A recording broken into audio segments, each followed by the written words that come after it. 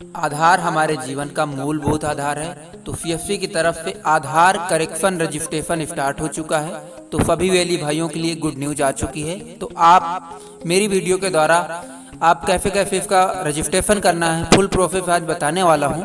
तो चलिए वीडियो को हम लास्ट तक देखेंगे। का जो सर्टिफिकेट होता है NSEIT के द्वारा उसको पास करना होता है सुपरवाइजर या ऑपरेटर के रूप में, तो वो आपको पास करना ज़रूरी है। तो यहाँ पे पास किए हुए हैं, यस कर देंगे। यस करने के बाद उसको यहाँ पे डॉक्यूमेंट जो भी हमारा सर्टिफिकेट है उसको अपलोड कर देना है। इसके बाद यहाँ पे 12 नंबर पे देखिए, यहाँ पे लिखा हुआ है पुलिस वेरिफिकेशन होना चाहिए। सुपरवाइजर हैं या ऑपरेटर हैं जो भी हैं आप, वो 3 महीने से ज़्यादा का नहीं होना चाहिए, 3 महीने से पुराना नहीं होना चाहिए।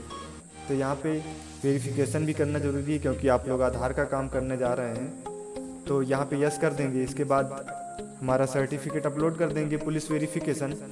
यहाँ पे ऑपरेटर सुपरवाइजर ई आधार, यहाँ पे ई आधार अपना अपलोड कर देना है, यस कर देना है। इसके बाद सुपरवाइजर मोबाइल नंबर जो आधार में आपके लिंक हो वो नंबर यहाँ पे डाल देना है, यस कर देना है। लिंक है तो, नहीं है तो नो कर देंगे। वैसे आधार काम स्टार्ट करने हैं तो आपका आधार लिंक होना चाहिए मोबाइल से, तो यहाँ पे यस कर देंगे, मोबाइल नंबर डाल देंगे। इसके बाद 14 नंबर पे देखिए operator supervisor alternate mobile number. अगर आपके पास कोई दूसरा मोबाइल नंबर है जिसको आप यूज करते हो तो यहाँ पे दूसरा मोबाइल नंबर आप डाल सकते हैं। इसके बाद यहाँ पे ऑपरेटर सुपरवाइजर ईमेल आईडी डालना है। ईमेल आईडी डालने के बाद यहाँ पे आपके सेंटर पे जो लैपटॉप है जिस पे आप आधार UCL का सॉफ्टवेयर अपडेट करेंगे, जिससे आप आधार करेक्शन का काम करेंगे UCL सॉफ्टवेयर के द्वारा, उसमें क्या क्या स्पेसिफिकेशन क्या क्या होना चाहिए, कैसी डिस्प्ले होना चाहिए, उसमें हार्ड डिस्क कितनी होनी चाहिए, रैम कितना होना चाहिए, ये सारी चीज़ यहाँ पे देख सकते हैं आप लोग कि i5 होना चाहिए, जनरेशन 9th जनरेशन होना चाहिए, i5 का होना चाहिए और 2 GHz क्वाड कोर प्रोसेसर के साथ होना चाहिए। और जो डिस्प्ले होनी चाहिए हमारी 14 इंच से कम नहीं होनी चाहिए। इसके बाद 8 GB रैम होनी चाहिए, 8 GB से 16 GB तक। हार्ड डिस्क जिसकी होनी चाहिए कम से कम 556 GB तो होनी ही चाहिए, इसके ऊपर हो जाए कोई दिक्कत नहीं। इसके बाद इसमें 7 USB पोर्ट होने चाहिए विथ मिनिमम कम से कम 4 तो होने चाहिए। इसके बाद USB हब लगाने के बाद 7 पोर्ट बनाने हैं आपको।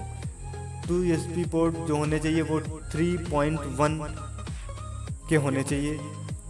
इसके बाद जो इसकी ग्राफिक्स है इंटीग्रेटेड ग्राफिक्स होनी चाहिए। चिपसेट CPU के साथ होने चाहिए। इक्विवेलेंट कीबोर्ड का जो मिनिमम हो 84 कीज़ के साथ होना चाहिए डेस्कटॉप में जो भी है। इसके बाद टच पैड होना चाहिए और TPM मशीन जो भी है। एसेसरीज में लैपटॉप कैरिंग डेस्कटॉप की तरीके नहीं ले जाना है, ले जाना वो आपके ऊपर डिपेंड करना है। वारंटी इसकी होनी चाहिए 3 साल से कम की वारंटी नहीं होनी चाहिए। इसके बाद एंटीवायरस जो है इसमें पड़ा होना चाहिए फॉर इन पॉइंट सिक्योरिटी। ये हमारी बहुत ही मेन सिक्योरिटी होती है एंटीवायरस के द्वारा, क्योंकि आप लोग आधार का काम करने जा रहे हैं तो आपके सिस्टम पे एंटीवायरस होना बहुत ही आवश्यक है। एंटीवायरस तो होना ही चाहिए। ये सारी चीज़ स्पेसिफिक आपके लैपटॉप पे होनी चाहिए। अगर इतना चीज़ है तो ही आप इसको फॉर्म अप्लाई करेंगे। यहाँ पे यस कर देंगे अगर हमारे लैपटॉप में है ये सब चीज़ें। इसके बाद कलर प्रिंटर होना चाहिए आपके पास, ये तो होना ही चाहिए क्योंकि आप आधार काम कर रहे हैं। इसके बाद सिंगल फिंगरप्रिंट होनी चाहिए, जैसे मार्फो है, स्टार्टेक है, मंत्रा है, सिक्विजन है। ये सारी डिवाइसेस सिंगल जिसमें उंगली लगती हैं वो होनी चाहिए। सिंगल आइरिस स्कैन करने के लिए सिंगल आइरिस वाली डिवाइस होनी चाहिए आपके पास, यस कर देंगे। TFT मॉनिटर अवेलेबल है, यस कर देंगे। GPS आपके सेंटर पे वो लैपटॉप में है या नहीं है तो उसको इनेबल कर देंगे, यहाँ से अवेलेबल है तो यस कर देंगे। इसके बाद CSC centre having the space of waiting area. Waiting area में 5 लोगों को कम से कम बैठने की आवश्यकता होनी चाहिए वेट करने के लिए, तो यहाँ पे यस कर देंगे। इसके बाद उनकी फ़ोटो अपलोड करनी है जो वेटिंग एरियाज़ की हैं। इसके बाद इंटरनेट अवेलेबल होना चाहिए सेंटर पे। ब्रॉडबैंड है तो आपको यहाँ पे ब्रॉडबैंड का जो IP एड्रेस है वो फिल करना है। वैसे तो सभी अधिकांश लोग यहाँ पे डोंगल ही यूज़ करते हैं, तो डोंगल पे हम क्लिक कर देंगे। इसके बाद अगर आपके सेंटर पे सीसीटीवी कैमरा होना ही चाहिए, क्योंकि आप आधार का काम स्टार्ट कर रहे हैं, तो सेंटर पे सीसीटीवी कैमरा होना चाहिए, उसकी फ़ोटो अपलोड कर देनी है। इसके बाद यहाँ पे दिव्यांग जो हमारे डिसेबिलिटी जो पर्सन होते हैं उनके लिए व्हील चेयर की व्यवस्था है या नहीं है, उसके लिए यस नो करना है। यस है तो यस कर देंगे, नहीं है तो नो कर देंगे। इसके बाद टोकन सिस्टम जो है वो मशीन हमारे पास अवेलेबल है या नहीं है तो यस कर देंगे, नहीं है तो नो कर देंगे। वैसे टोकन बनाना चाहिए, क्योंकि आधार का काम स्टार्ट करने जा रहे हैं, तो आधार के काम में भीड़ इस समय बहुत ज़्यादा लग रही है, क्योंकि आधार का करेक्शन सभी लोग करवाना चाहते हैं।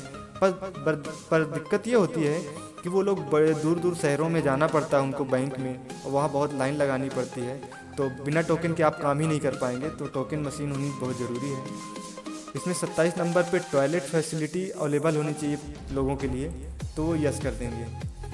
इसके बाद यहाँ पे कैप्चा फिल कर देंगे 47, जो भी कैप्चा है आपका। कैप्चा फिल करने के बाद यहाँ पे जो हमारा डिक्लेरेशन फॉर्म है इसको पढ़ लेंगे कि मेरे द्वारा जो भी जानकारी दी गई है वो सारी सही है। अगर इसमें कोई भी गलती पाई जाती है तो उसका मुझे दंड मिलना चाहिए। तो इसको हम चेक मार्क लगा के टिक करके यहाँ से सबमिट कर देंगे। जैसे ही सबमिट कर देंगे तो यहाँ पे एप्लीकेशन फॉर्म एक खुल के आ जाएगा, रजिस्ट्रेशन नंबर आपके मैसेज हो जाएगा, शो करने लगेगा। तो आप यहाँ से व्यू रजिस्ट्रेशन पे जाके, अगर आप लोग रजिस्ट्रेशन किए हुए हैं तो व्यू रजिस्ट्रेशन पे क्लिक करके चेक कर सकते हैं। तो आशा करता हूँ मेरी जानकारी आप लोगों को अच्छी लगी होगी।